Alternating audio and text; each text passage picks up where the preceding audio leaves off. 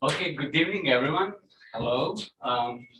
Tonight we have one of our last events for this semester.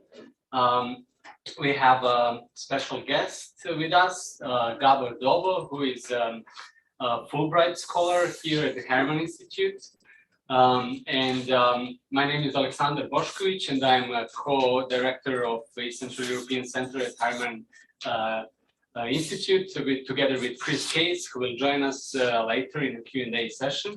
And tonight, I'll just give a few words about our tonight's speaker and introduce the lecture, and we will hear from our guest in more detail about what he has prepared for us. So Gábor Dobó is a literary historian whose research is mainly focused on the periodicals of the Avant-Garde. And currently he is, as I said, Fulbright visiting scholar here at the Harriman Institute. He is a principal investigator of the research project in Hungary that is hosted at Kashak Museum in Budapest. The objective of the project that he's involved in currently is to produce a digital critical edition of the correspondence of avant-garde artists Lajos Kashak and Yolande Simon. He is a committee member also of the European Society of Periodical Research, which will have a conference, upcoming conference in September that we may hear more about later. And Gábor studied previously in universities at Budapest, Florence, and tonight he will deliver a lecture on how did the left print culture experiment with capitalism. And I will take off from the scene and join you later in our Q&A. And I also want to just say, during the lecture, you can think about your questions and pose them through chat function on Zoom or Q&A function on YouTube. So please join me in welcoming our tonight's guest.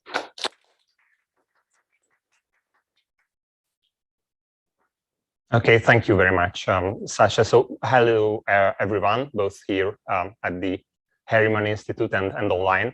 Many thanks for the Harriman Institute for organizing this event. And I'm especially grateful to Aleksandar Bošković for giving me professional support throughout my Fulbright visiting scholarship here at Columbia.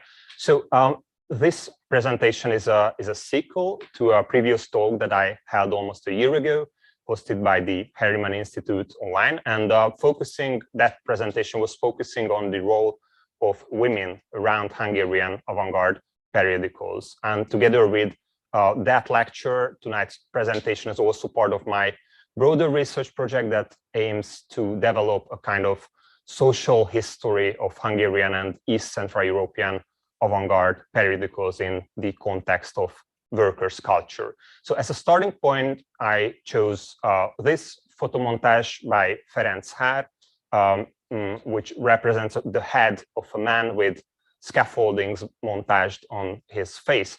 And the viewer can assume that he is a physical worker, and the metal structure refers to his working environment.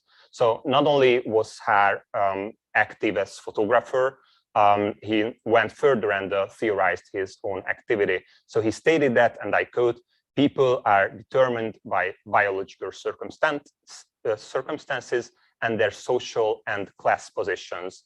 And he, as a worker photographer, aimed to develop, in his words, a class consciousness for working class people in the context of capitalism, as opposed to bourgeois art that is interested, according to him, in obscuring the class structure of society. So the immediate context of this statement is a discourse which occurred in periodicals edited by Lajos Kashak, who is a key figure in Hungarian and East Central European avant-garde in the 1920s and 30s. And related articles discussed photography, new objectivity, documentation, collective authorship, anti-psychological art, and a new vision, as László Moholy-Nagy, one of the contributors to this conversation called it. So to sum up, this photomontage is a representative example of a project aiming to create a sort of visual class analysis. So my preliminary hypothesis is that the birth of this 1932 photomontage created in the framework of the collective project of Munka Circle. So Munka means work in Hungarian, representing the wage worker by a wage worker, is a result of a 10-year-long process. So I argue that during this period, avant-garde techniques and the context of workers' culture mutually influenced each other. So the photos, the photogram, and the photomontages in this slide, all of them are selected from the late 1920s and early 1930s publications of Koschek's Munka periodical, illustrate exactly these interferences. So in the following, I will go back to the early 1920s, and I detect how avant-garde groups could gain a momentum in workers' movements during the post-war era, which was marked by demobilization, consolidation, and building up of state control, during which the direct political engagement of left-wing movements was very limited, with a few exceptions, of course, like Czechoslovakia. So there is a consensus that avant-garde laboratories of the 1920s, often operating in emigration and in relative isolation, could experiment with new visions of art and society almost without any practical or bureaucratic or political boundaries. So while scholarship usually suggests that avant-garde movements, partly due to this isolation, came to an end by the late 1920s, I will rather investigate how avant-garde techniques were absorbed by workers' culture during the 1920s and early 1930s. So in order to understand this process, this presentation has a twofold ambition. So first, to understand what kind of political economy was envisioned by avant-garde journals of the 1920s, especially concerning their interpretations of distinguishing characteristics of the capitalist economic order. And secondly, I will explore how working class readers understood or recreated or performed some of the techniques promoted by avant-garde journals, using tactics like speaking choirs, political collages, to critique that same economic reality of post-World War I capitalism. So surprisingly, many predominantly left-wing avant-garde periodicals enthusiastically embraced various aspects of the booming post-war economy and the technology of the core countries. So while their imagined readership remained the proletariat, or the masses as they call them.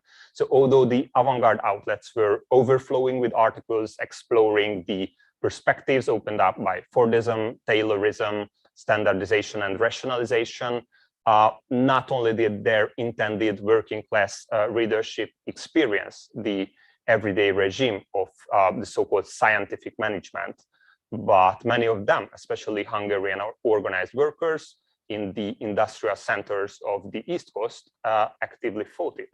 So in the first part of my presentation, I rely on a wide range of examples from the 1920s, European modernist periodicals, with a special focus on Hungarian and East Central European left-wing journals, which experimented with shaping modernity by means of avant-garde art.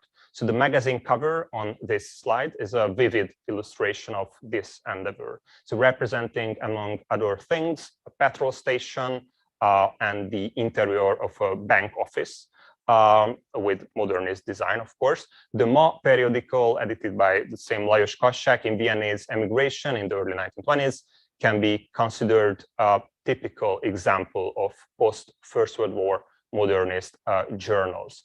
So the earlier mentioned Ma periodical is typical in a sense that it was part of the network of so-called synthetic journals. So these were published after the First World War and were eager to investigate the interaction between science, technology, popular culture, and abstract art. So the concept of synthetic journals was widely adopted in the 1920s and was theorized as early as 1925 when László Moholy-Nagy published his text Guidelines for a Synthetic Journal in Pasmo magazine, which appeared in Brno, Czechoslovakia. And you can see the first issue on the slide. So Moholy-Nagy, who was already a professor in the Bauhaus and contributed to several synthetic journals by then, defined the distinctive features of synthetic journals. According to him, they were multilingual, multimedia publications, giving space to means of expression across the widest possible range, from literary texts to film scripts, architectural drawings, musical scores, and analysis of new media and industry. So their main goal was to proclaim, and I quote from the Moholy-Nagy manifesto, the new way of life that can in many ways be realized already today. So on this slide, you can see a list of the subjects that are typically covered in synthetic journals, according to him. To compose this classification, I relied on linguist and literary historian Jindřich Tomán's analysis and English translation of Moholy-Nagy's guidelines. So Central and Eastern European synthetic journals, while criticizing the capitalist system of organizing production, also found some of the distinguishing characteristics of capitalist economic order inspirational. So the first dimension of interpreting capitalism in synthetic magazines was what I call the political level. So they either condemned, standardized, and rationalized for this production on this political level, including the so-called Taylorist labor discipline, or tried to reframe it for a socialist society. In the first case, they often reported about, for example, Ford Motor Company workers striking for better working conditions in the US, or and due to the considerable presence of Eastern European immigrants in this sector, their struggles received extensive publicity in Europe as well. So synthetic journals in Hungary, for example, received news from the Hungarian language communist journal published in New York City. On this slide, you can see Hungarian anti-capitalist drawings published in synthetic journals. It is worth noting that, and this is a research that I have just started here in the US, that between the two wars, a flourishing Hungarian workers' culture scene existed in the US, especially in and around New York City, as well as in Cleveland, Ohio, and Chicago. So this Hungarian-American milieu included numerous workers' clubs, workers' theaters, workers' music bands, and even two soccer teams in Bronx that I've learned. The male one was called Spartacus, and the female team, there was a female, Hungarian female soccer team in Bronx, was named after Rosa Luxemburg. So there were also various left-wing publications in this community, among them the New York and then Cleveland-based Hungarian language communist daily newspapers. It was published daily, which was called somehow ungrammatically új előre, new forward, because there was a forward, and then from the 1920s, a new forward.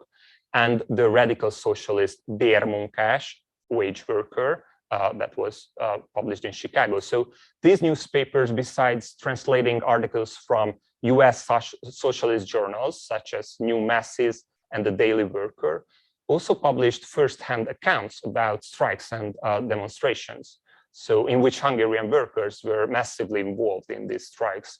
Some of these articles were circulated worldwide through the Comintern network, and thus reached avant-garde periodicals in Europe as well. I have recently found that copies of Új Előre from New York were smuggled even to Budapest in the 1920s. Contemporary Comintern accounts reveal pretty much detective story-like details of the circulation of these journals, including conspired meetings, cipher letters, and the use of false bottom baggage to circulate these journals. So influenced by accounts on Fordist standardization and rationalization of the workflow, synthetic journals explored the question of movements and the human body in this context. Factory workers were involved in highly monotonous and mechanized processes by the assembly lines, coordinated according to the principle of emerging scientific management, including the so-called Taylorist theories named after engineer Frederick Winslow Taylor. This industrial and technological shift was widely discussed in synthetic avant-garde journals as well.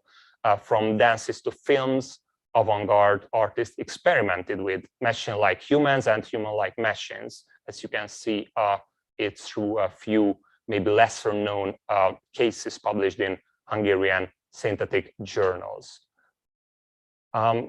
A complementary interpretation of Fordism, rationalization and normalization in synthetic journals, on the contrary, acknowledged the efficacy of this mode of production. So beyond diagnosing it as a symptom of capitalist exploitation, they also aim to reframe Fordist labor organizational structures in the framework of workers' movement and socialism. So for example, articles in the 1920s, Hungarian synthetic avant-garde journals analyzed the success of so-called socialist rationalization in contemporary Soviet architecture, for example. So it is worth noting that there were several initiatives that can be called red Taylorism. For example, I found material in the Political History Archive in Budapest about a group of US-based multi-ethnic communist workers, including Hungarians, that decided to move to the Soviet Union with all their modern equipment and to establish a carpenter cooperative near Leningrad and accomplish the 5-year plan in 4 years. And that was around the Great Depression. So highlighting the, I quote, progressive tendencies of Fordist rationalization was a recurrent understanding in left-wing milieus in the interwar period. So to illustrate this, it is enough to evoke, for example, Antonio Gramsci's set of writings entitled Americanismo e Fordismo. So for Gramsci, Fordist rationalization of production would enable the establishment of a new hegemony. We can read in this set of writings of Gramsci. Sort of techno-optimism can be found in contemporary leftist philosophy as well. So in 2017, for example, the Italian philosopher Franco Bifo Berardi published a volume entitled Futurability, the Age of Impotence and the Horizon of Possibility, in which he argues for the importance of imagination in order to achieve far-reaching political impact rather than simply pursue an oppositional reactive politics. So Berardi states that, and I quote, knowledge, production, and technology are linked in a vibrational field of possibilities. Technology is not a chain of logical implications, but a field of immanent conflicting possibilities. So my hypothesis is that for a brief span of time after World War I, the driving ambition of avant-garde periodicals was something similar to Berardi's ideas. So they aimed to analyze and rewrite the sign system of modernity.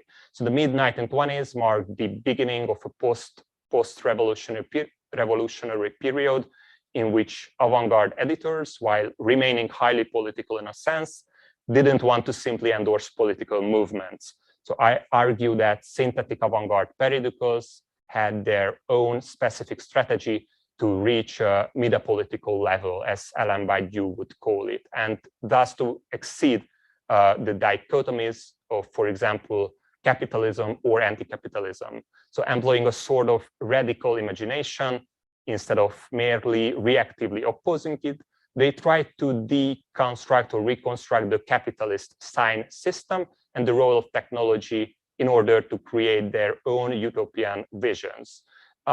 This is what they called synthesis. So the avant-garde artists called that merging of different ideas, synthesis.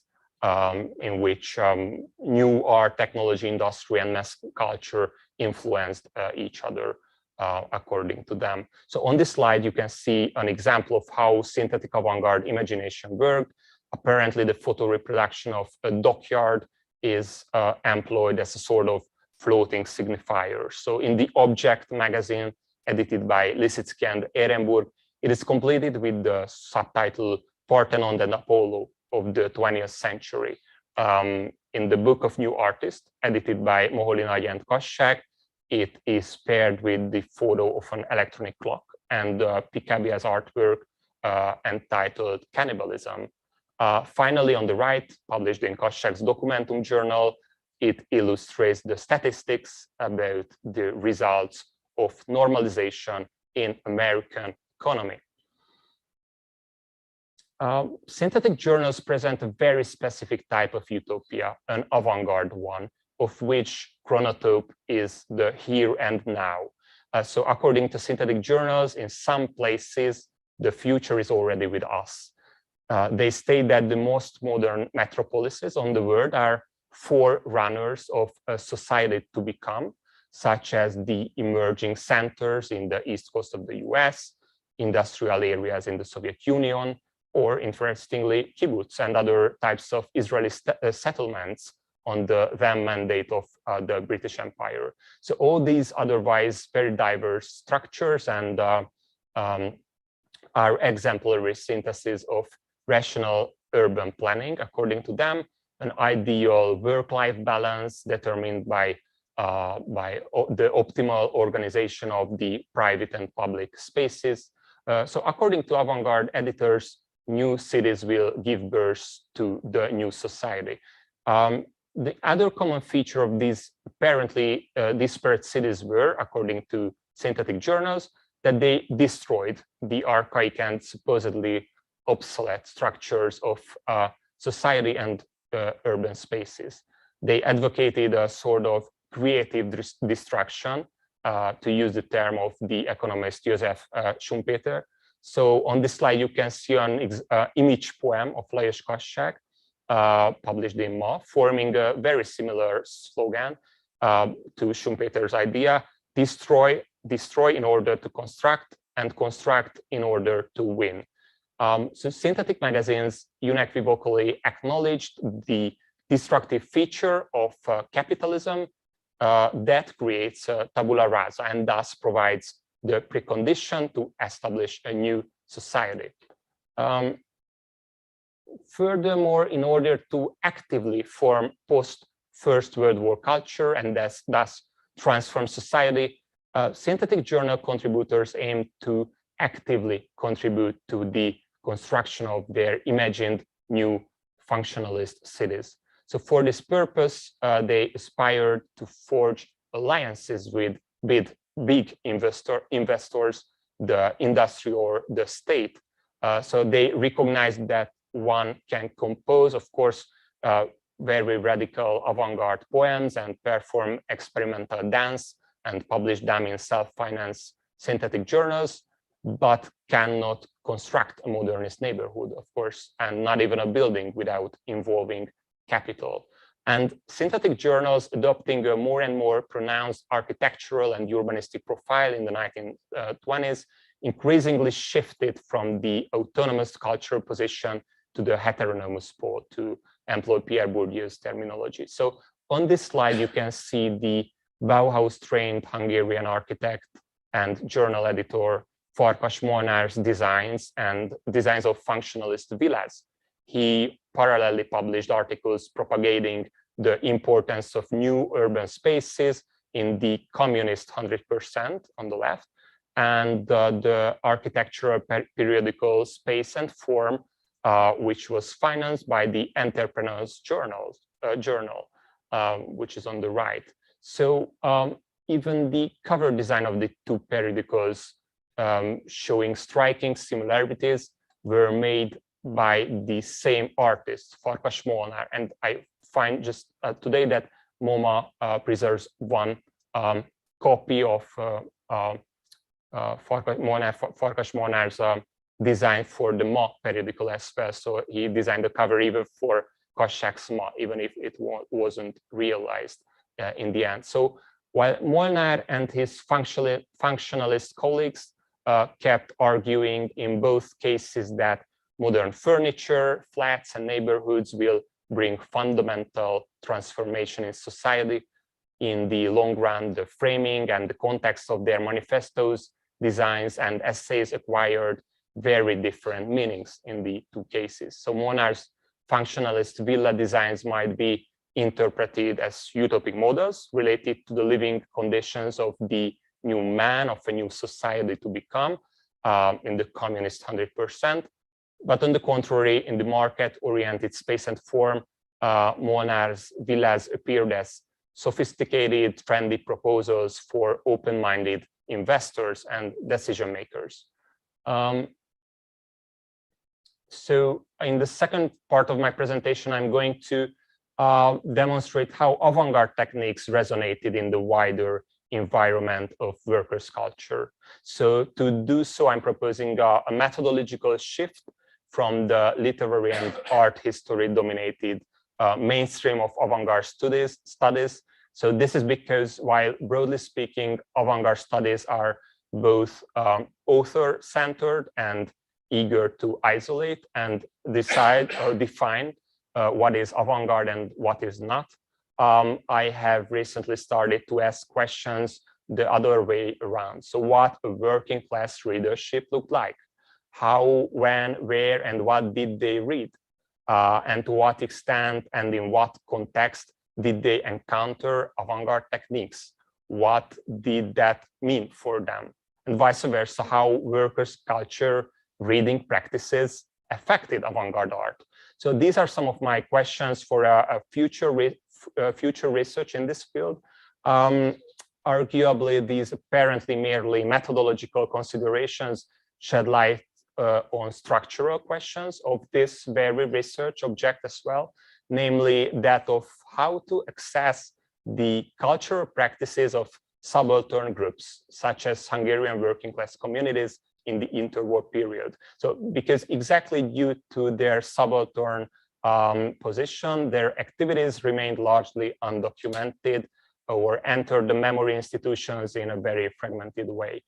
This is also because archives and museums themselves were and are mostly calibrated to the dominant culture. So furthermore, the counter-hegemonic cultural practices of workers' culture were very far from professional bourgeois way of producing and consuming culture. Thus, generally speaking, it remains in a blind spot for literary and art history. So while it's extremely rare that we can find reliable data about who read avant-garde periodicals, sometimes it happens. For example, a list of subscribers of Koschak's Munka journal is preserved from the early 1930s in the Koschak Museum in Budapest. Of course, it's a highly promising research material with some 160 names indicating the profession and the addresses of subscribers as well. And this is before GDPR, of course. Symptomatically, however, it won't reveal working class readers. And this is because of their particular reading practices and because they were out of the press market. So I'm still processing this set of data, but it's already clear that subscribers living in white-collar districts and bourgeois residential areas in Budapest, among them the most elegant neighborhoods, are highly overrepresented in this list. So while a number of established artists, public intellectuals, physicians, lawyers, even bank directors are on the list of subscribers, we can find a relatively low number of clearly working class subscribers. What we can find is a series of trade union reading halls, party headquarters, and workers' clubs. Association of tailors, for example, on the list, leather industry workers, glove makers, transport workers, graphic designers, bookbinders. So media historians usually assume a multiplier of 4 to 10 when it comes to the actual number of the readers of a single copy of a journal in the early 20th century. Supposedly, a copy of Munka periodical might have several dozen or even hundreds of readers in each worker movement reading room, considering the active involvement of working class people in the Munka circle and Munka performances in trade unionist ambiances as well. In the following, I will apply some of the earlier mentioned research questions about workers' reading practices and workers' culture on this randomly selected, yet in many ways telling publication. So this copy that I own of the 1928 edition of the Vasas zsebkönyv, Iron Workers Pocketbook, gives a valuable insight both to working class reading practices and to the socialist press. So this humble ex libris stamp reports us that originally it was owned and used by a certain Gyula Gregus. Most probably he was an organized worker who lived in one of the most prominent neighborhoods of Budapest workers' history, just a few blocks away from the first office of the Hungarian Communist Party and a few streets away from Kassek's residential and at the same time editorial location in the 1920s and 30s. So this very street, Visegrádi utca, was also an imaginary location of various modernist and workers' movement novels and poems. This pocketbook was published by one of the largest and most organized trade unions, the Trade Union of Iron Workers. This annotated copy demonstrates pars pro toto the parallel society, including economy and culture, built by social democrats in the interwar period. So the pocketbook is structured in a way that covers as many aspects of working class people as possible. It includes practical information, including a calendar, useful contacts, as well as legal and practical information about industrial and commercial activities. It also served as a manual for recurring practical questions related to work, such as geometrical calculation or ways of tying a knot, for example. So besides that, it contains dozens of titles related to trade unions and to the Social Democratic Party. Furthermore, it informs its readers about workers' health insurance, workers' retirement funds, cooperative shops and trade unionist headquarters, including the huge community building of iron workers on the reproduction, which is still in use, inaugurated that year. So already this modest publication demonstrates that interwar Hungarian workers' culture was an all-round alternative option to bourgeois capitalist society of that time, even if a Marxist analysis would probably demonstrate that it still remained within the framework of capitalism, as it didn't oppose fundamental features of that system. But for now, I leave it like that.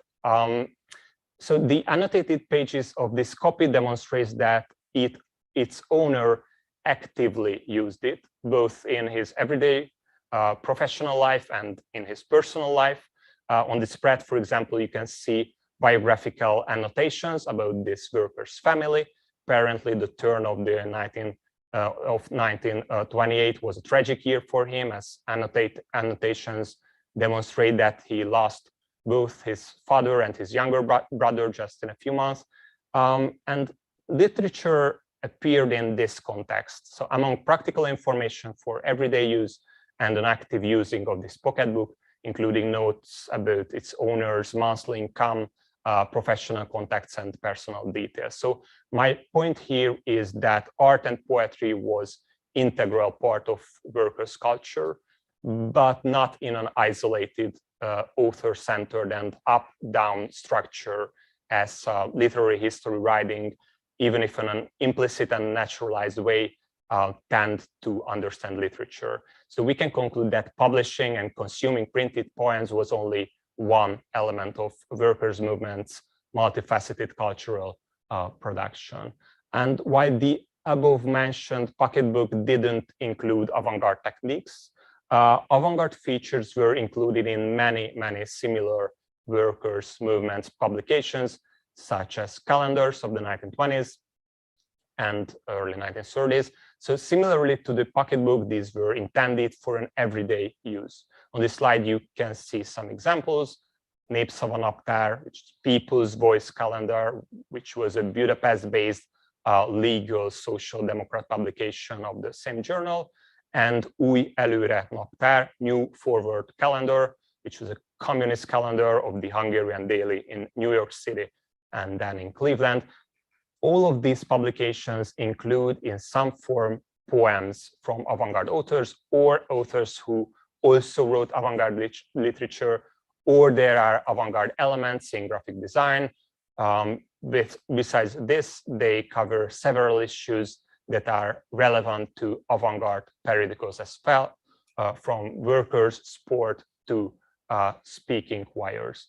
So my conclusion is that avant-garde laboratories and the wider ecosystem of workers' culture deeply and mutually influenced each other. So my current research project aims to detect how avant-garde techniques rewrote the available science system within workers' culture. So through the investigation of print culture, I demonstrate how a collective and emancipatory way of producing, performing, and consuming culture, transferring knowledge, widening the political imagination, and creating a counter-public emerged from the synthesis of avant-garde radical imagination and workers' culture environment. So I introduced my presentation with a photomontage that was produced in Kassák's Munka Circle.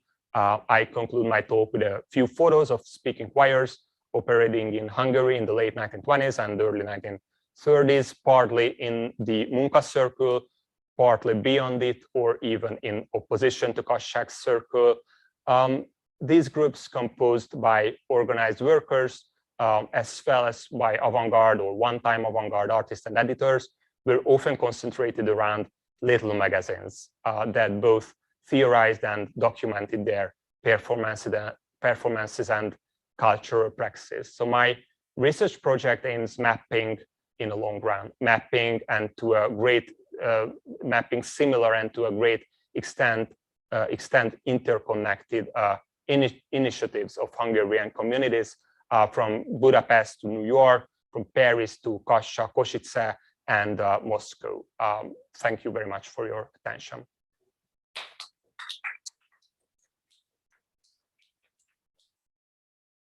Thank you so much, Gábor. Yeah, I'll just repeat again thank you. Yeah, that's great. I'll just repeat again for those of you who are listening us online, that you could ask questions via Q&A and chat functions. Yeah, with us is also my colleague Chris Caes. So also invitation for you, for those of you who are with us, if you have questions, please go ahead and ask. Yeah, thank you so much, Gábor. This is I understand this is something that springs out of your previous research, but there is also a lot of new material. Maybe we can start a little bit. If you could give us a short background of Lajos Kassák's ideological kind of story that is connected with his activities before exile and after he returned to the country, and maybe that will help us to frame further discussion with the press that he was involved with. Yeah, thank you.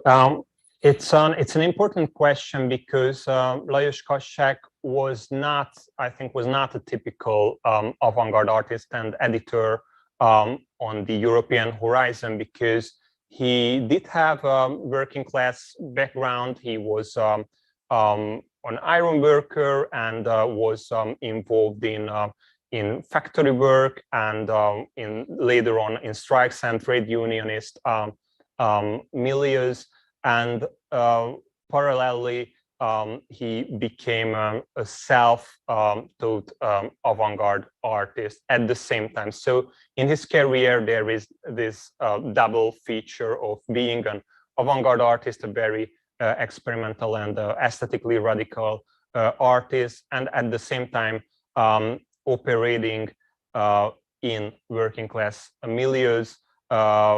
In the 1920s, in Viennese emigration, he was isolated in terms of not being part of this working class environment, because the Hungarian emigres in Vienna were in a pretty much special and isolated position, with such names as György Lukács, among others. So it was an incredibly a flourishing environment in an intellectual sense, but it was very isolated in a political sense. And upon his return back to Hungary, to Budapest in the late 1920s, he started to work on somehow merging avant-garde art and the workers' culture, and that was the Munka circle, the work circle, which is indeed a circle. So it was a group of people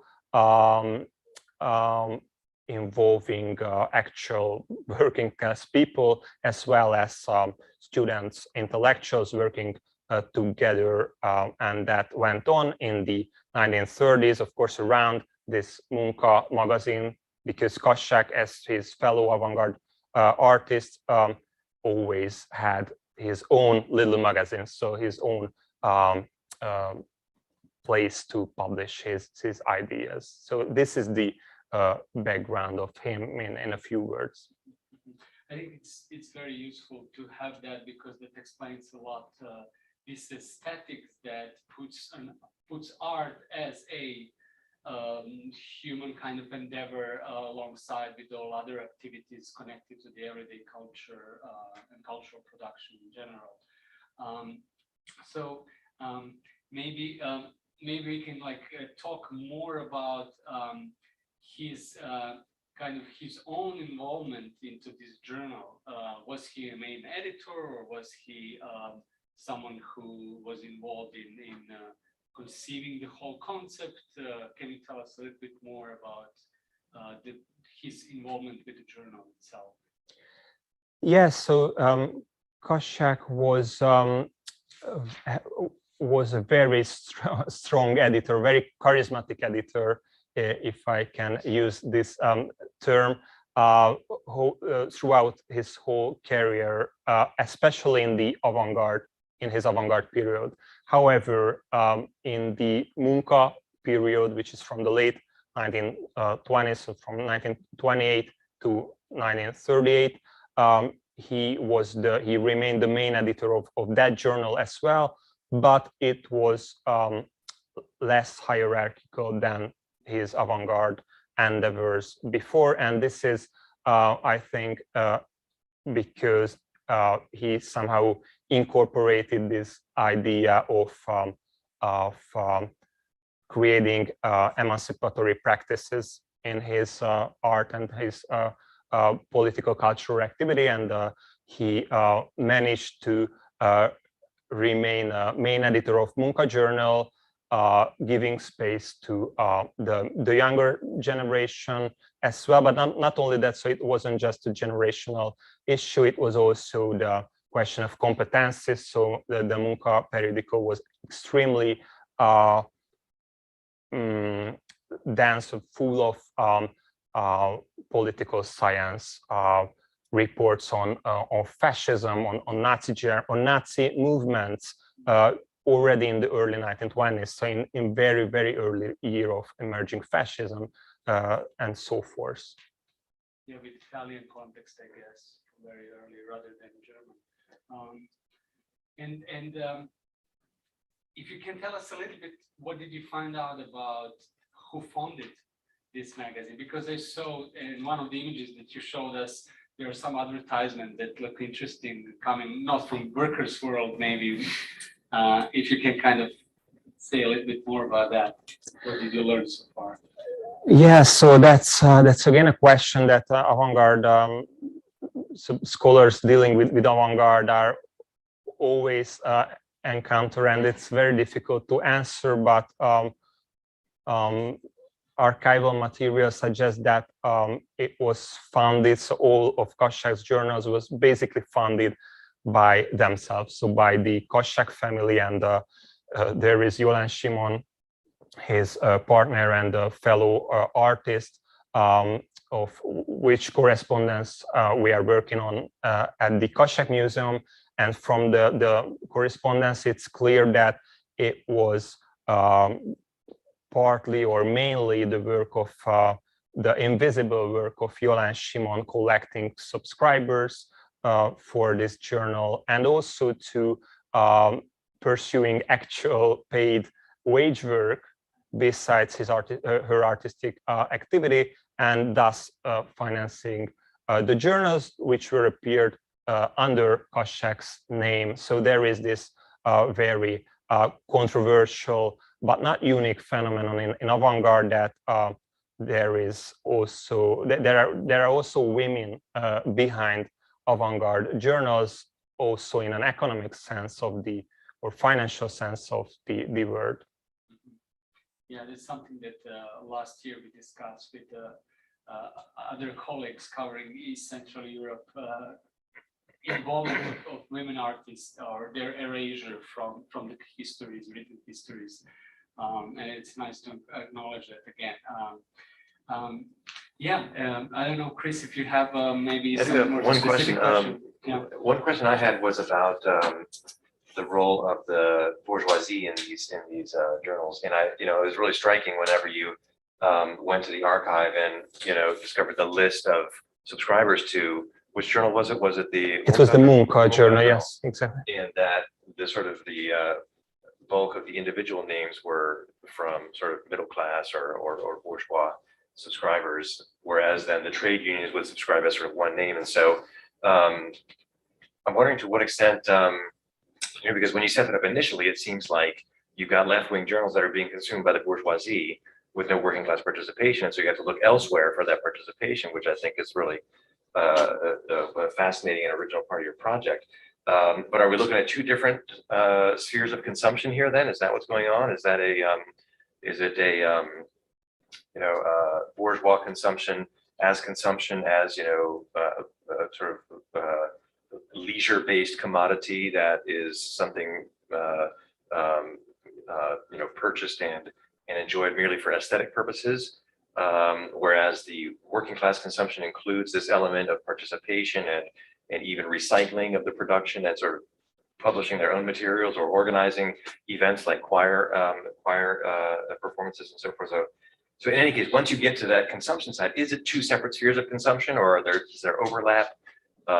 What's the participation of? Oh, and then also on top of that, did editors like Koschak solicit bourgeois writers for contribution to the journal? I guess so, if they were writing about political science and so forth. So in any case, that's my sort of thinking there. I guess more on the consumption side, is it as fragmented but into separate working class and separate bourgeois consumption, or is there with different modes of consumption, or is there an overlap or some sort of synthesis, or as you were suggesting, is there is some sort of alternative public sphere around these journals going to come into existence at the end of your research? Yeah, exactly. Thank you. I think it's a crucial question, and in avant-garde studies, this is a paradoxical situation that you have delineated between that avant-garde targeted both bourgeoisie and working class readership, whereas their included or imagined reader is the working class people. So it's I think generally speaking, it's a phenomenon that exists in other avant-garde movements as well. I don't have a simple answer to that. I'm still working on it, but my hypothesis is that they operated, Koschak and his colleagues operated with the idea of a double public. So they acknowledged, or they were aware of the fact that they have bourgeois readership, exactly because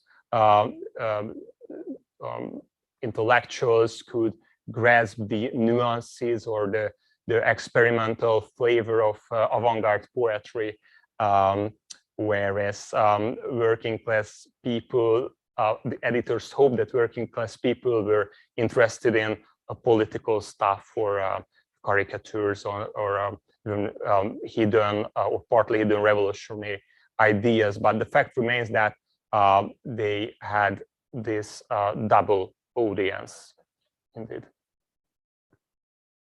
Yeah, thank you. That is really interesting question. If I can follow up, how much such endeavor on a part of avant-garde artists were contributing to this counter-hegemonic public sphere in a way, if at all? Yeah, I mean, this is a very good question, and this is my like research question for the next I don't know how many years, because I'm really interested in this question. As you probably suggest, as many or most avant-garde scholars suggest that there were no direct or relevant impact of avant-garde magazines or avant-garde groups on the wider workers' culture. But my hypothesis is that there were the avant-garde techniques, some avant-garde techniques, avant-garde elements were absorbed or integrated into workers' culture, and it did create new ways of collective authorship, emancipatory practices, even if not always a direct way. So I'm not interested in the first place of stylistic impacts of avant-garde on workers' culture, even if it's really telling when you have a social democrat publication from the 1920s with a clearly abstract or semi-abstract avant-garde cover. It's telling, but there are other maybe a little bit more hidden layers of this avant-garde impact on workers' culture that I'm interested in. Yeah, I think I would agree that you are on the right track, looking more into the means rather than the content of their message, because content of their message seems to be obvious in the sense that it promotes worker culture, but it does not counter the hegemony of bourgeois sort of message or aesthetics or way of living. But what it does is maybe through its means, for example, how to organize, right? Does produce some sort of engine, right, for the future emancipatory changes. And in terms of our organization, did you, or in these like specific ways or practices of collective practices, did you find in your research so far anything interesting? Like that story about the workers' choirs is telling. Yeah, that's one of the examples. So thank you for that. So the speaking choirs, that was not avant-garde technique per se, was not even a working class technique, but it was employed by in working class ambiances, and many times the leader or the organizers of these speaking choirs were avant-garde artists or artists who had avant-garde backgrounds, so to speak, and that affected their concept of who is the leader, who is the author, who has the voice, who has the visibility. So my hypothesis is that late 1920s, early 1930s Hungarian speaking choirs were exactly this kind of collective, partly experimental, but at the same time working class groups that emerged from these 10 years avant-garde experience or impact on or within workers' movement. But photo collages is another or other example. So that photo collage that I showed in the beginning of my presentation was composed by two photos of Ferenc Haar, but we don't know, or at least I don't know who made the photo collage. So it was probably Haar, it was probably his colleague Lajos Lengyel, but it can receive as a collective artwork as well. So these are just some of the examples that we can find in this field. You mean, if I understood, the lack of authorship makes it more modern than if it was signed by a certain artist? I mean, my hypothesis is that the whole avant-garde theory and reflections about authorship or deleting somehow or erasing somehow the author or the artist had an impact on this kind of practices. Yeah, thank you. I don't know if anyone from the audience has a question. Yes, please. Can you just introduce yourself and ask? Hi, I'm Audrey Catchwell, and I'm a Collage fellow at the Metropolitan Museum.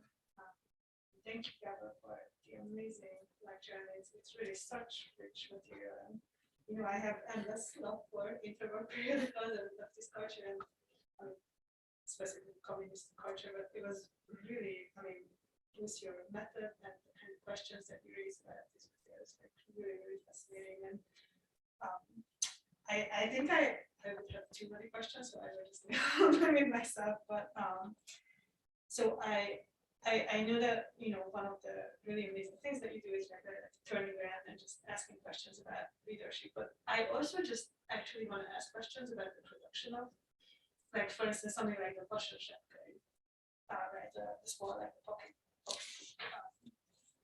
because I mean, it just, these objects are so incredibly complex, right? Like sort of the didactic political message that it comes with, right? Like, for instance, the page that you showed, right? Just this like sort of not very Marxist, but probably Marxist, depends on how you read it. Like, without production, there is no life. Without worker, there is no production, right? So there is definitely a lot of like political work going on.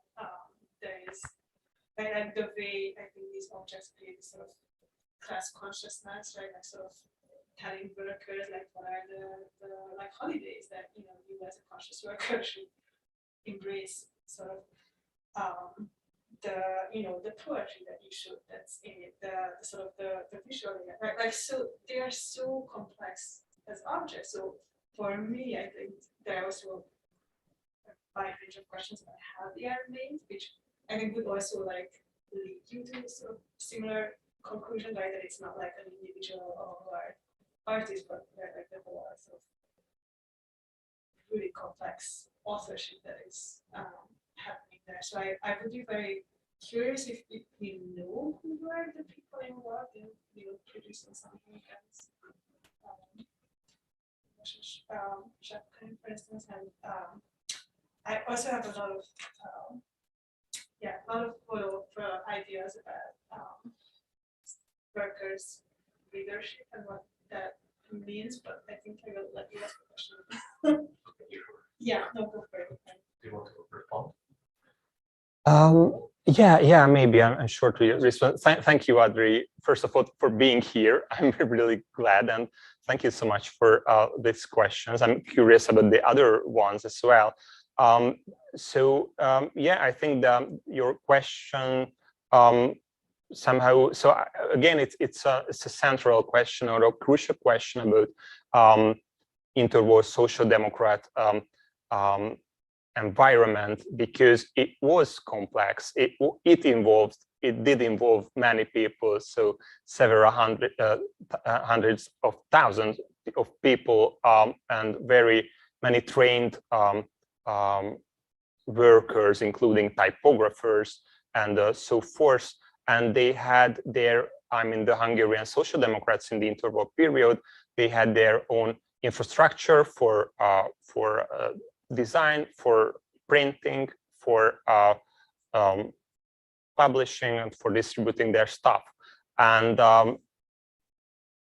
most of these actors, at least in the social democrat milieu in Hungary, were coming from working class milieux, so they were not intellectuals, neither János Vánca, the poet whom poem was projected, he was, I don't know anymore from which profession he came from, but he was an organized worker and so forth. So they had the infrastructure and the knowledge to produce this stuff with an incredible and long run organizational work that they put it on. Generations of them put it. Interestingly enough, that the communist periodicals, on the other hand, were edited many times by I would say people who left their class, their bourgeois class, to enter the movement. So the New York-based Új Előre, New Forward, for example, were edited by poets, basically, who left their profession and entered the party. But I think the Social Democrat Party had the more flat hierarchy, to employ a corporate slang to describe this organization. I don't know if it was an answer to your question. Okay, so thanks. I really thank you for this paper. It was really great and fascinating. I would have lots of questions. I will ask you all of them sooner or later, but now I'll choose just a couple of them and try to keep quite short. The first one, maybe very general, but I hope it's useful. We all know that in the implicit theory of history of the labor movement, both for socialist and communist, it was always important, crucial to determine whether a country was an advanced or a backward country. What was the consciousness of their own country for these artists, poets, etc.? Do we see it? Do we see in this in these articles and perhaps in these aesthetics whether they thought of Hungary as a backward or an advanced country, or possibly a mix of the two of them? I mean, according to their categories. I think that's important from the ideological point of view. The other one, very briefly, would be about what is represented. Okay, the difference between the various industrial sectors. Are some sectors, I mean, some sectors more represented than others? Do we see more factories, iron and steel mills, rather than automobile factories, for example? Do these differences reflect more or less how these how they were present in the Hungarian economy? Are some factories or sectors represented, but their workers aren't?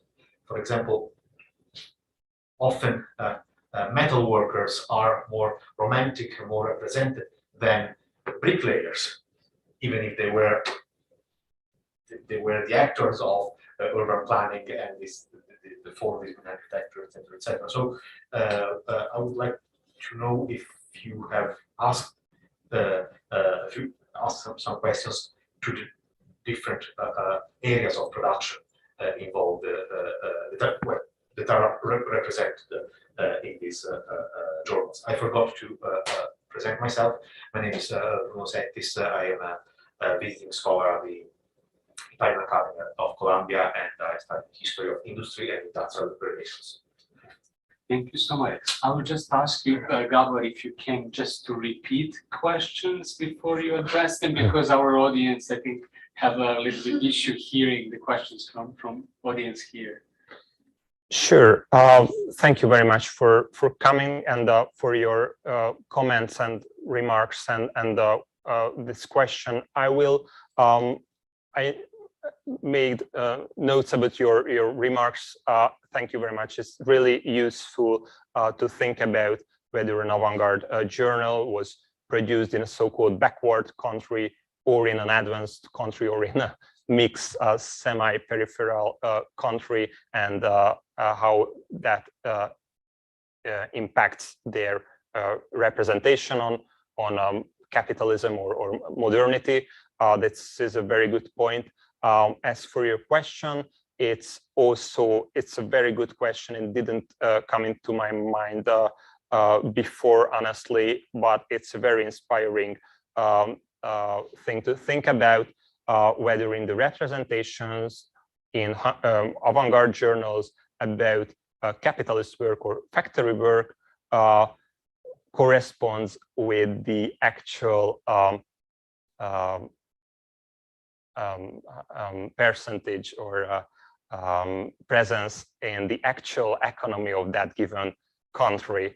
Because as you said, metallurgy or iron working or factory work in general had a high symbolic value, and it was probably, and I agree with that suggestion, was overrepresented in leftist journals, whereas other professions were underrepresented because maybe the iconography of them was not that appealing for leftist propaganda, so to say. And it's a very good suggestion, also because, as you rightly said, ironwork and automobiles and so forth were highly overrepresented in Hungarian leftist journals.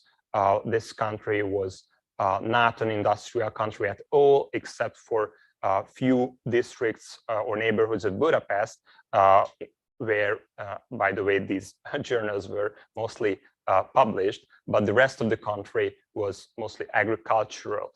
But even within, or just in the organized workers' milieu, I was surprised to see how many trade unions there were from. There was trade union for waiters, there was a trade union for office workers, graphic designers, so many professions that we associate more to kind of creative work or services and so forth. But back then it was just wage work, and along Marx's lines, it was an exploitative ambience, and you have to organize yourself against that. They saw that. So, but nevertheless, I have never encountered representations or caricatures or propaganda for or about waiters, organized waiters or office workers, for example, or only about iron workers. So that is a very good point. Thank you for that. Before we hear more from our audience, we have one question from Martin Bernatek from YouTube. He's asking, how can we understand the analysis of the capitalist visuality you spoke about in relation to magazines that were located in the peripheral places like We Fold in Subotica or Periscope in Arad? Yeah, it's again, it's a very, very good question. We have to think about it, or we have to research it. In those cases when more or less agricultural or countryside-like ambiances come into play, because interestingly, many avant-garde journals, not so many, but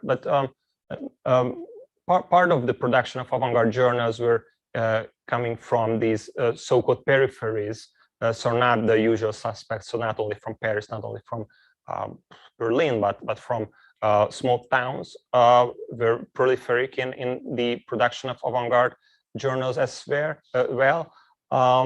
In their cases, I think we can think about the force of the discourse of avant-garde about modernity or modernization or the appeal or the zeitgeist or things like that. So I think it's not always a first-hand experience that were included in avant-garde journals, but rather forming or jumping into already existing discourse.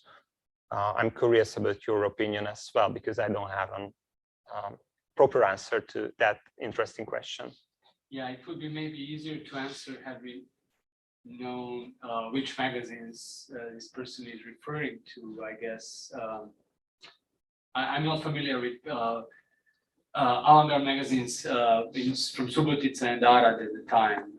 Yeah, it was like Periscope from Arad and Ut from Subotica, if I'm right. Just correct me if I'm wrong. And both magazines were like amazing outlets. The Arad one, the Periscope, had a Paris correspondent, by the way, so that can be part of the explanation. And again, this was so the avant-garde market, so to speak, or the avant-garde network rather, was a very dense and very active network of journals that explains a lot, I think. But the fact remains that it's a very good question. I guess the slide with this wharf where the boats were constructed that goes from Vesh to Munka is telling enough how these images circulated so fast, and it didn't matter whether you are in the capital or in some small town. What mattered is like these networks that enable these images to circulate and be propagated by the magazines, sort of the same aesthetics and ideology. Yeah, I don't know whether you had another question. You mentioned, both of you, that you have more than one question, so I guess if you can ask one more. I stop here. Hi, so my name is Aleksandar here. I'm also on the Met the local center. And because this is Gábor's favorite topic, I want to ask about women. Because we spoke a little bit about the Shimon last year, but maybe you could talk a little bit more about women both as like in these magazines, but also as the audience of the magazines. If you have any idea whether like within the workers' movement, women were also reading these magazines or participating in the making of them, or knowing about this. Well, just to repeat the question is, what about women who were consuming these magazines? Were they a part of the story within your research?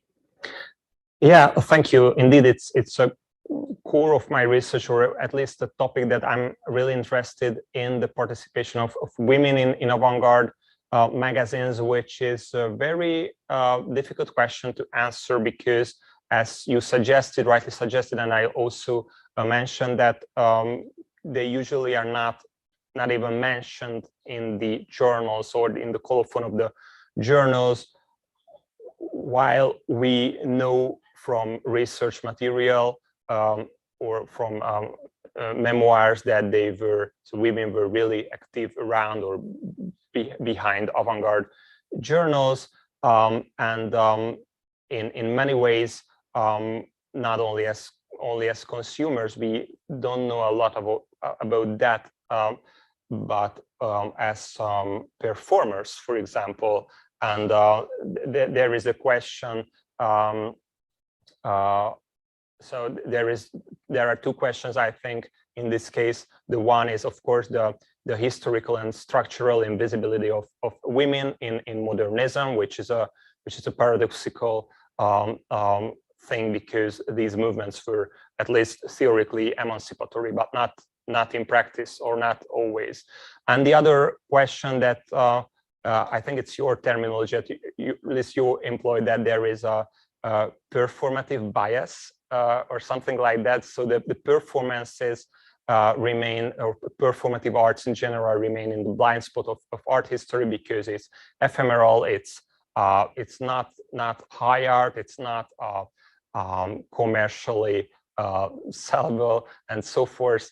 And this is the sphere, this is exactly the sphere where women were mostly involved, besides many other, of course, as photographers, as poets, as well as they did the administrative work, which is again an invisible work, but without that, it's impossible to publish journals. So one of my projects, or the part of this project, is to investigate exactly this field within avant-garde, the involvement of women in avant-garde. Thank you. Yeah. I'm happy to ask one question, but maybe it won't be a very online friendly comment, because it's much more like just being inspired by your talk and sort of like thinking together if you're interested. But I think just to be right, like you were talking about how like these avant-garde magazines, right, like Russian magazines, for instance, really kind of like fail as working class magazines, right? Like once subscribers are usually like bourgeois, like what that failure means, and it just really made me think about, right, like really what is, if you like turn around the question, what is the communist readership, right? Or like what would it mean to like, yeah, to really like have a sort of like a working class like reading practices. And that really reminded me of 1919 in Budapest, the Bolshevik Revolution happens, and then Lukács, who is then the culture or enlightenment commissariat, organizes this exhibition, right, where they like pull together all the private libraries and then opens it up to all the workers, and it's free for everyone with a 3 million card to come in and see. And then the conclusion is that, well, that's one thing to give all this art to the workers, but if they don't know how to consume it properly, they won't be able to enjoy. And so what you need to do is like teach workers how to enjoy, how to increase themselves. So that just sort of makes me now think a lot about whether there's something similar happening here with these bourgeois like avant-garde journals, right? In a way that it's right, this like sort of early communist way of thinking, which is like, oh, we just like give workers what is anyway a bourgeois culture. And then like later on in the 20s or early 30s, they can figure that, okay, that's not the way to go. Because, right, like you need, right, I mean, in a way you could say that this is how socialist realism emerges, that it's that like you need culture that comes from the workers and not just keep them sort of bourgeois, avant-garde sort of thing. So again, it's not really a question, but I'm so curious if you have thoughts on what is even a like communist way of reading or a working class way of reading, or if these were practices that were anyway already in place and did not necessarily come with.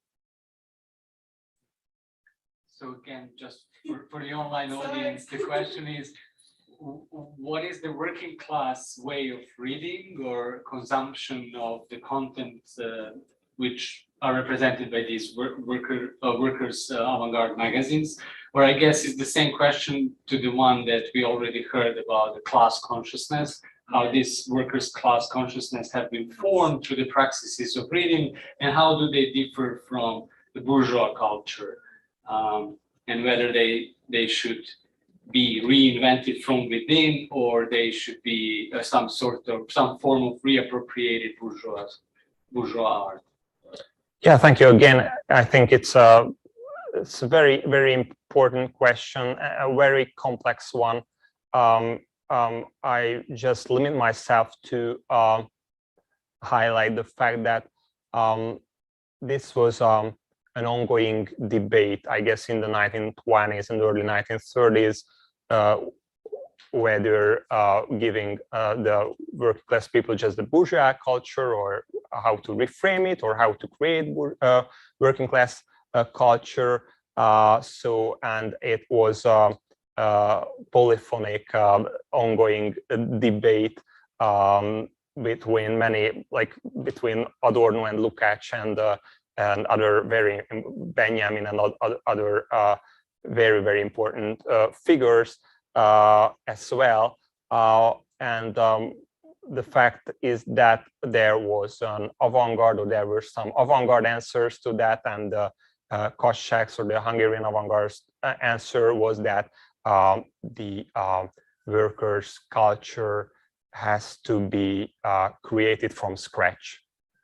And with the involvement of working class people. So that was the idea, and by the arguably by the early 1930s, they in a way they managed to do that with workers' photography and so forth. So they invented or adopted techniques to do this, but it was an open debate on the left, I think. And are there, to follow, sorry, I will follow a follow-up question. Are there any genre that you encountered in your research in these magazines that they came up with? For example, in Russian context, they had like a photo essay or a photo object, some sort of like sketch, more prone to documentary prose, etc. Is there any similar thing happening in Hungarian context or not? Yeah, thank you for this question. So in Hungarian context, very significant the emerge of social photography, or social photography, so maybe it's translated social photography, which is not a Hungarian invention, but there are it's widely theorized in Hungarian avant-garde environment, avant-garde and workers' culture environment with and the idea was that working class people should represent working class people and not in an up and down structure, bourgeois, I code bourgeois people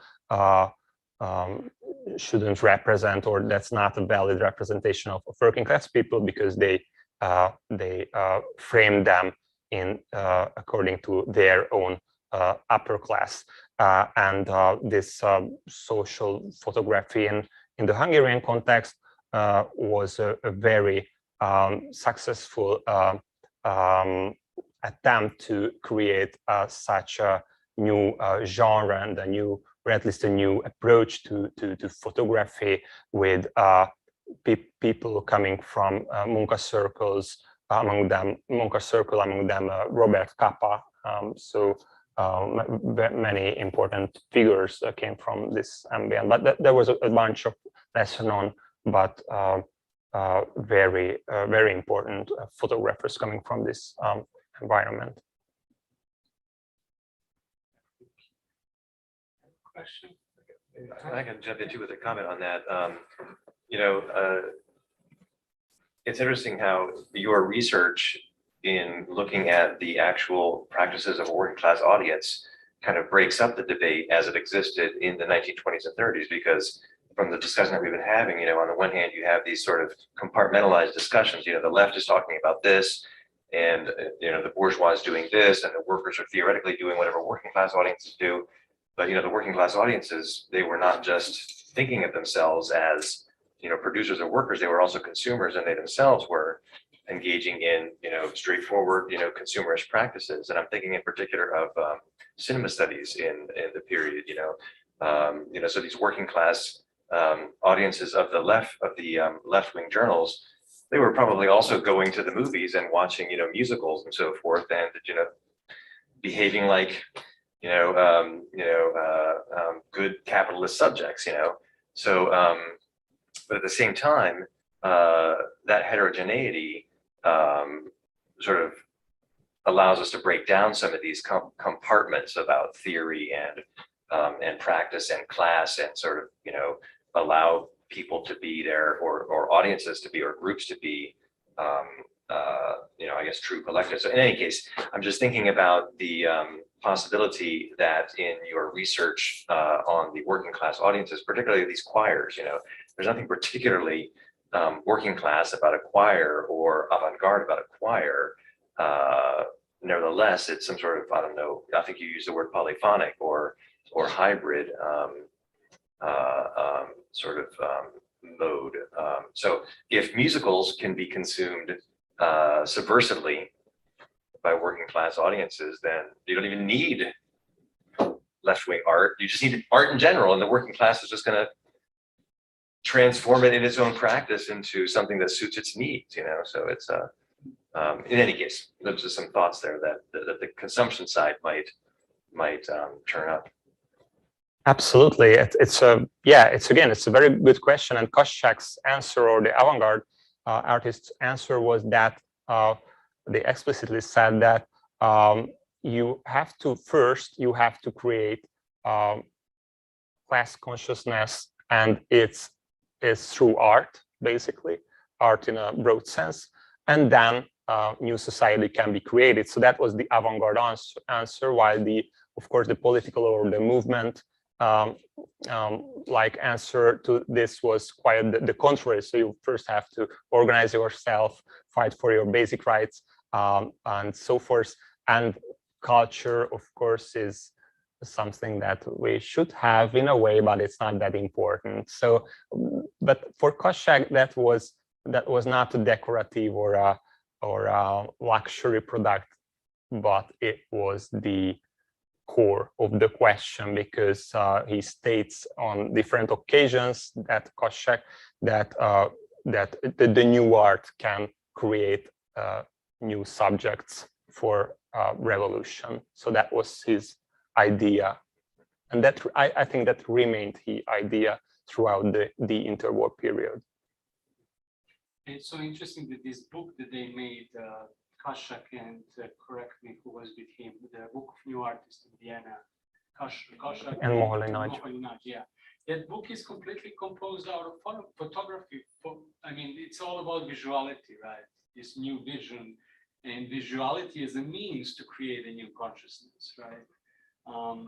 While in the journals that you showed us, I think it would be maybe, in my opinion, productive to work with this thesis, because when you explain to the worker how to make a knot, you do that through the visual means as well. So if you could kind of, I don't know whether that would make sense to make that as a thesis, that it's just like a thought. Absolutely. So indeed, periodical studies as a field, if it exists as a field, has this basic assumption that you have to, when it comes to periodicals, you have to analyze textual and visual information together, because it's primarily a visual product, and it's true for, or it's especially true for avant-garde publications as well. Of course, Russian avant-garde or Soviet avant-garde was maybe the most experimental in this, sometimes leaving out even the letters and using just basic forms.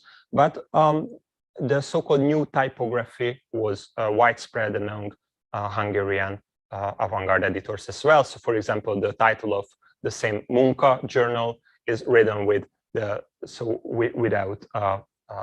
the majuscule, how to say, capital letters. So, it's a capital letter, because in new typography there is no capital letters. It's just the basic letters. So this idea was very much, and the whole visuality. So it was important, and of course in the 1920s avant-garde journals as well, which were multilingual and circulated Europe-wide or worldwide for multilingual audiences. And if you couldn't understand French version, you could grasp the meaning from the German poem, and if you couldn't understand neither, you still had a strong impression and a revolutionary impact from the revolutionary typography and the revolutionary way of structuring the layout and so forth, and the basic colors and so forth. So that was a very, it's an underlying idea behind avant-garde journal editing. One more, but just as you were talking, right, another sort of methodological dilemma that you have to face is that this worker culture is actually consumed successfully. It's gone, right? Like I'm just thinking about like the calendars, right? Like the way like here at the pages, right? Like if they actually consume it and use it, then it's like what is even the object that you're working with? Or like, for instance, another cool thing I've seen often with this interpreter was like they design it in a way that the front cover like turns into a protest poster that you could use and like go to the street and do it, but very often it's just not in the archive and not in the libraries even because they use. So I wonder if those kind of methodological dilemmas, and I'm also curious if like avant-garde journals, I believe you mostly find them in museum collections. But so do you need to like find sort of new collections to go for the working class culture that you're trying to analyze here? Yeah, thank you very much. So it's a very it's a crucial methodological question that what can I rely on when it comes to investigating workers' culture, readership, and even publications, because these publications were actively used, consumed in a way that many of them just disappeared. And I would add that not only that, but also that working class call it like that. So working class publications are not were not prestigious publications. So you cannot sell it on art market. You cannot exhibit in mainstream exhibitions, and it's gone, as you rightly said. But exactly this is why it is important and interesting that there were this awful lot of people producing, among other things, culture, and that is the working class environment. Let's say in interwar period Hungary, we know almost nothing about that, or very few, comparing to what kind of infrastructure and publishing they had. But it's interesting, or important exactly because of this, and I rely on the works of many or a few very relevant Hungarian scholars, such as Judith Csatlós, my colleague at the Kassák Museum, Zsolt K. Horváth, Dávid Szolát, who exactly raised these kind of questions in recent years, that what can we do with this? I called it in my presentation this subaltern milieu, and I don't have a simple answer to that, but it's both. I think it's both a theoretical or historiographical question that I have to tackle in the future, and also a methodological one that I'm just jumped in to book studies, and medievalists say that school books, which were relatively widespread publications back then in early print culture, are disappeared exactly because they were actively and intensely used. And this is a paradox that I have to face myself when I am researching, for example, calendars, which are really difficult to find in museums and libraries. And sometimes I find them in random secondhand shops. But it's really just the tip of the iceberg. So. And I also feel, in regard to this calendar, that the category of time plays a very important role, and maybe it's worth researching that, especially how the value has been theoretized and in relation to the labor time, right? In Marx. But maybe you could do more about it, talking about the sacralization, or this like religious sort of cyclical, right, calendar conception of time, how that has been translated into the modern realm of factory. I mean, there is in Russian context something similar, that the whole calendar was reinvented, that everyone was celebrating 1st of May instead of, like usual religious holidays. So I guess like something similar you can find probably, yeah. Yeah, absolutely. I haven't thought about that, but it's evident why you read these, for example, these Hungarian social democratic calendars that and I projected a screen one example of that while you have a kind of conventional calendar of April, you also have as Audrey has quoted like class struggle, short class struggle messages, short class struggle representations on it. So they really try to reframe the time or revolutionize or politicize the time while remaining still functional, so that you can still use that object as a calendar, and it was used as a calendar, but having also these little messages or advertisements, actual advertisements as well, and propaganda as well. I just realized that we went way over our usual allowed time, but yeah, thank you so much, and thank you for great questions, and yeah, I just want to wrap this up and thank everyone, and wish you the best in your further research. Yeah. Thank you so much. Thank you very much.